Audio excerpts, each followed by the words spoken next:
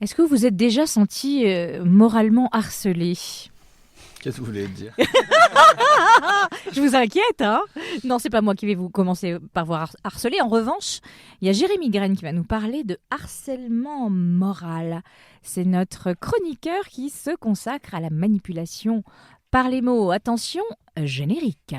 Manipule-mots, oh, la manipulation par les mots, oh. Manipule-mots, oh, la manipulation par les mots, oh. Ouais. Aujourd'hui, nous allons parler d'une activité mortelle qui peut se pratiquer entre collègues, amis, amants, écoliers et même en famille, le harcèlement moral.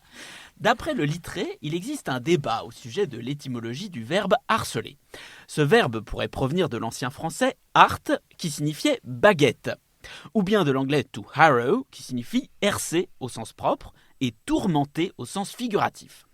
Une herse c'est en gros une grille munie de pointes et qui sert à préparer la terre au semis ou à transpercer le crâne des envahisseurs qui auraient le désir de s'introduire dans votre château fort sans carton d'invitation. Dans le Littré, le terme moral, quant à lui, est défini ainsi, qui, dans l'être humain, est du ressort de l'âme. Ainsi, étymologiquement, se faire harceler moralement, c'est se faire défoncer l'âme. Sur l'échelle du plaisir, c'est donc tout en bas, en dessous de l'échelle. Le concept de harcèlement moral, HM, a été popularisé en France par Marie-France Irigoyen, MFH, avec son livre désopilant « Le harcèlement moral, la violence perverse au quotidien », paru en 1998. MFH définit ainsi le HM. Toute conduite abusive, geste, parole, comportement, attitude, qui porte atteinte, par sa répétition ou sa systématisation, à la dignité psychique ou physique d'une personne. C'est donc une suite d'attaques psychologiques sous toutes sortes de formes par un groupe ou un individu. L'une des attaques prises isolément peut sembler anecdotique, mais la répétition lui donne un grand pouvoir de destruction sur l'esprit de la victime. Pour illustrer mon propos, sachez qu'un jour, Marielle, ici présente, a voulu me motiver à mieux écrire ma chronique. Avec une petite aiguille de rien du tout, elle m'a piqué 847 fois la main gauche en 1 heure.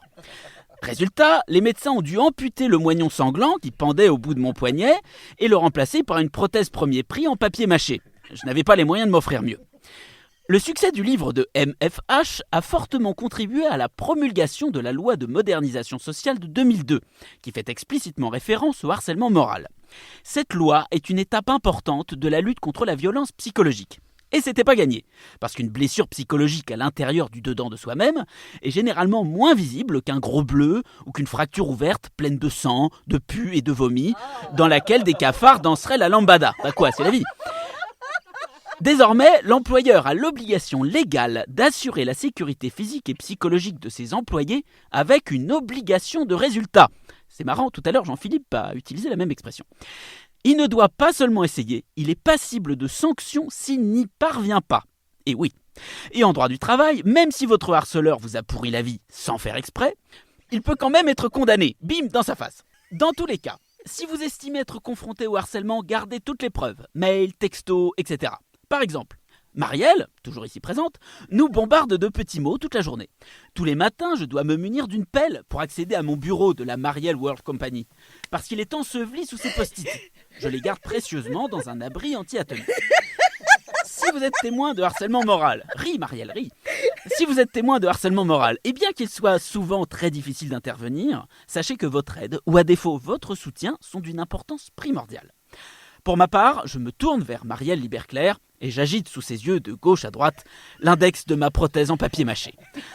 Protégeons-nous, portons des capotes et mettons-nous à l'abri du harcèlement moral.